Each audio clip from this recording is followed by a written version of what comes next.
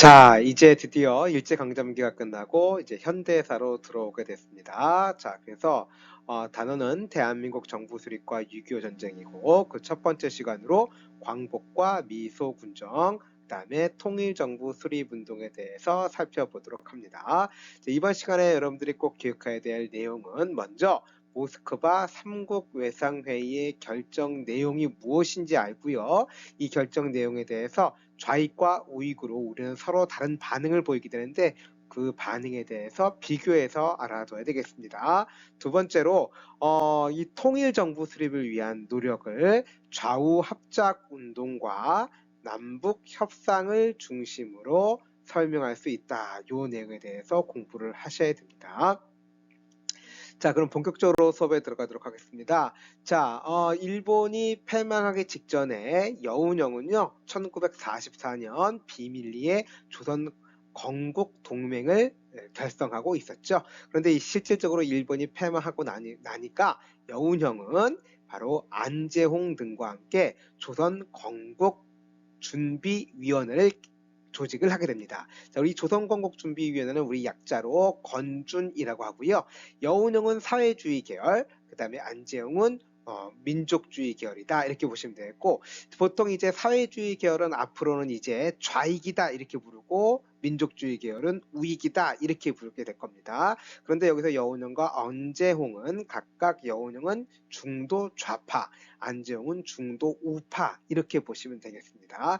자, 이 건주는요, 치안들을 조직해서 치안을 유지하는 활동을 했고요. 지방에도 지부를 설치해서 일제 패망 이후에 권력의 공백기에 치안과 질서를 유지하는 그러한 역할들을 하게 됩니다. 그런데 이 건주는 이 주도권을 이제 좌익들이 가져가다 보니까 이 안재홍을 비롯한 이 우익 인사들이 건준에서 빠지게 되는 그런 결과를 가져오게 됐고, 그래서 좌익들이 이제 건준을 주도하게 됩니다. 자, 한편 미군이 38도선을 경계로 해서 그 남한에 진주하기로 결정되니까 이 좌익 세력은 건준을 해체한 후에 조선인민공화국을 선포를 하게 됩니다. 그래서 주석의 이승만, 부주석의 여운형을 추대를 하게 되는데 이승만은 이 취임을 거부하게 되죠. 지방에는 인민위원회를 설치를 해서 이제 그 새로운 국가를 수립을 선포를 합니다만 당연히 미군은 이러한 조선인민공화국을 인정하지 않게 되죠. 한편 이러한 좌익의 움직임에 대해서 보수적인 민족주의 계열 우파들은 김성수가 대표적인 인물인데 한국민주당을 창당을 하면서 이러한 좌익 세력들의 움직임을 견제하면서 바로 임시정부의 귀국을 기다리게 됩니다.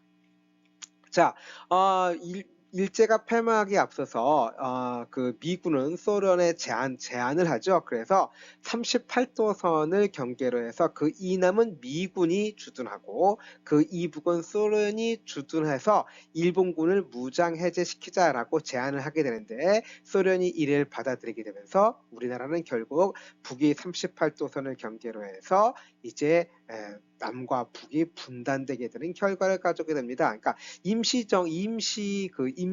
군사 분계선의 역할로 38도선을 설정을 해서 미국과 소련군이 주둔하게 되는데 이것이 결국은 분단으로까지 이어지게 되는 것이죠.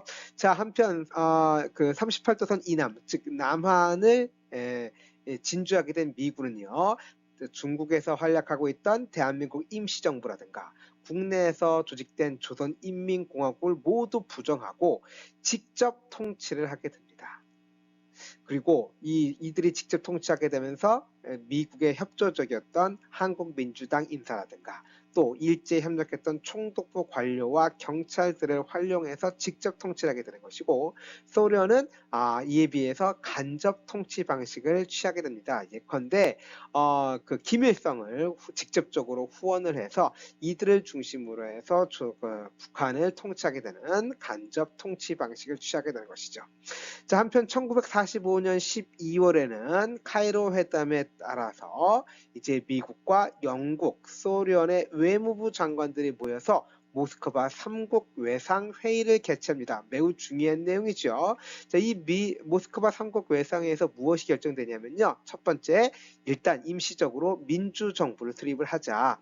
또 이를 위해서 미국과 소련이 미소 공동위원회를 설치를 하고, 그리고 중요한 내용인데 바로 이 소 한국에 대해서 최대 5년간 미국, 영국, 중국, 소련 4개국에 의한 신탁 통치를 하자라는 것이 결의가 됩니다.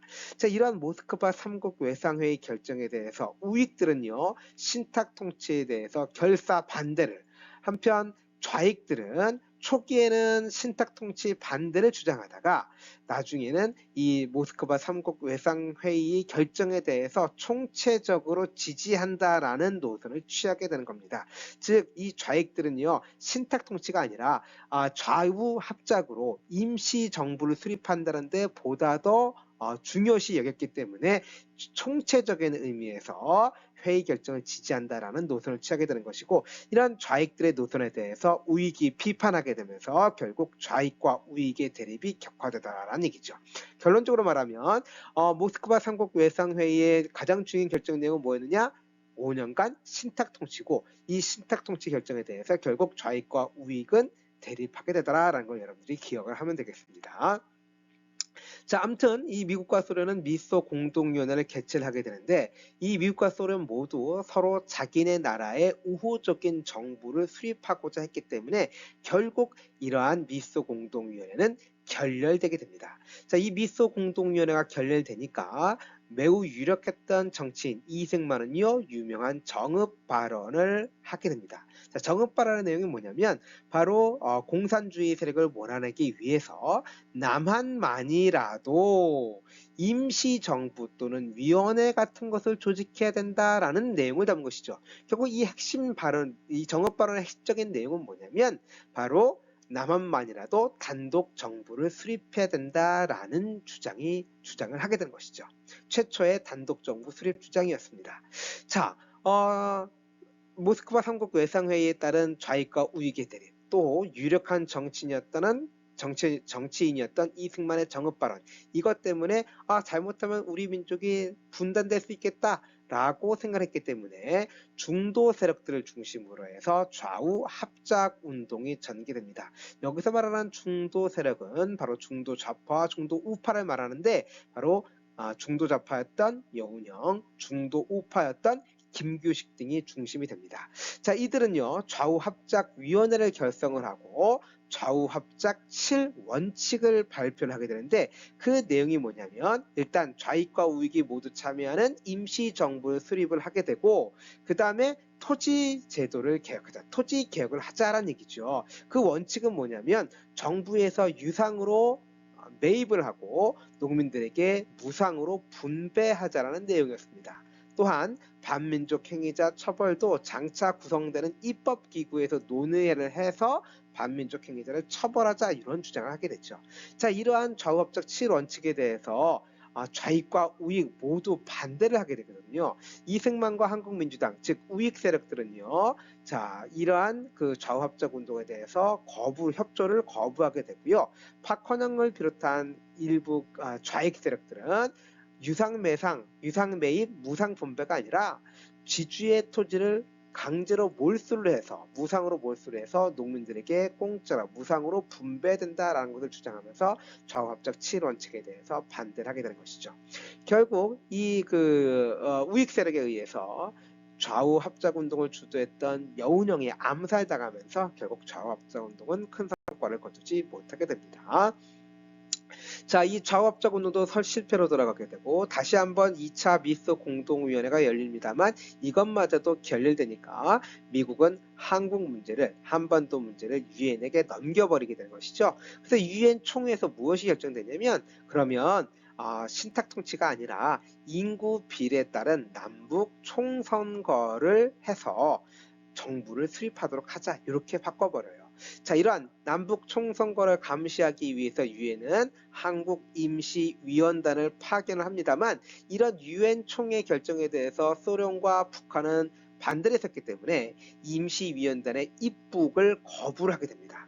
결국 이것도 안 되니까 결국 유엔 소총회가 열리게 돼서 그 유엔 소총회에서 무엇이 결정되냐면 북한이 반대를 하니까 그러면 선거가 가능한 지역에서라도 선거를 실시해라 이렇게 결정이 된 겁니다. 그러면 선거가 가능한 지역이 어디게 있어요? 바로 남한이죠. 결국 남한만의 단독 선거가 결정이 되었다라는 것입니다. 자, 이러한 남한만의 단독 선거에 대해서 당연히 민족주의자였던 김구는 반대했고요. 이승만과 한국민주당은 적극적으로 지지를 하게 되는 겁니다. 자, 이렇게 돼서 그러면 남한만의 단독 선거가 된다는 얘기는 남한만의 단독 정부가 세팅된다는 얘기고, 그러면 남과 북이 분단된다는 얘기죠. 이러한 분단을 막기 위한 마지막 노력이 무엇이었느냐? 바로 남북 협상이었습니다. 자, 남측의 김구와 김규식은 북측의 김두봉과 김일성에게 회신을 보내서 자, 남북 협상을 개최하자. 남과 북이 분단된 것을 막아야 된다라고 제안을 하는 것이고, 김일성이 이를 받아들여서 평양에서 남북 협상이 개최가 됩니다. 자, 그래서 총선거를 통한 통일정부 수립을 해야 된다라는 것을 주장하고 남한만의 단독 선거에 대해서 반대하는 그러한 내용을 담은 결의문을 채택을 합니다만, 그러나 이것이 받아들여지지 않게 되는 것이죠. 자, 이 즈음에 김구가 발표했던 유명한 글이 있습니다. 정말 시험에도 잘 나오는 글인데 3천만 동포에게 읍고함, 이거는 울면서 고함이라는 뜻입니다. 자, 이 내용을 보면 나는 통일된 조국을 건설하려다 38선을 베고 쓰러질지언정 일신의 구차한 안위를 위하여 단독 정부를 세우는 데는 협력하지 않겠다라는 아주 요 밑줄 친 내용이 아주 중요한 내용입니다. 시험에 정말 잘 나옵니다. 자, 바로 김구 선생님이 얼마나 우리 민족을 사랑하고 또 통일된 정부를 수립하기 위해서 노력했는지 알 수 있겠죠. 자, 이러한 이 글이 나오게 된 배경은 뭐예요? 유엔 소총회에서 남한만의 단독 선거가 결정되었기 때문이죠. 바로 이러한 글이 나오게 된 배경은 남한만의 단독 선거 결정 때문이다. 이걸 여러분들이 꼭 기억을 하시면 되겠습니다. 자, 한편 이러한 남한만의 단독 선거의 결정에 대해서 제주도 좌익들이 일으킨 운동이 제주 4.3 사건이죠. 좌익들이 무장 봉기를 했고요. 그 과정 속에서 많은 죄 없는 양민들이 학살되게 됩니다. 자, 결국 이러한 제주도 4.3 사건 때문에 일부 지역에서는 50총선거도 무산되었고요. 한편 이 제주도 4.3 사건 진압을 위해서 여수에 주둔하고 있던 군부대를 출동 명령을 내리게 되는데, 이를 거부하면서, 그러니까 이건 군대 내 부대 내 좌익 세력들이 제주도 출동을 반대하고 통일정부 수립을 주장하면서 무장 봉기를 하고 여수 순천 일대를 점령한 사건이 벌어졌는데, 이것이 바로 여수 순천 10.19 사건이다라고 보시면 되겠습니다.